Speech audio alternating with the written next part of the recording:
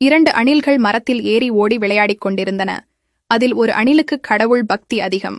தோழனான மற்ற அணிலுக்கோ கடவுள் நம்பிக்கையே கிடையாது. திட்டமிட்டு செயல்புரியும் பத்திக்கு கடவுளே தேவையில்லை என்று அடிக்கடி சொல்லும். விளையாட்டு மிகவும் சுவாரஸ்யமாக தொடர்ந்தது. விளையாடிக் கொண்டிருக்கும்போது பத்திமான் அணில் வழுக்கி மரத்திலிருந்து கீழே விழுந்துவிட்டது. காயம் எதுவும் படவில்லை என்ற போதிலும் கொஞ்சம் அடிபட்டு வலித்தது. பெரிய ஆபத்திலிருந்து என்னை காப்பாற்றிய கடவுளே உங்களுக்கு நன்றி என்றது. இதைக் கேட்டதும் மரத்தில் இருக்கும் அணில் சிரி என்று சிரித்தது. பக்தியுள்ள அணில் சொன்னது, கடவுளை நம்புற நாங்கள் துன்பப்படுத்தப்பட்டும் கைவிடப்படுறதில்லை. கடவுள் எங்களை கீழே தள்ளிவிட்டாலும் அதிலும் காரணம் இருக்கும் என்றது.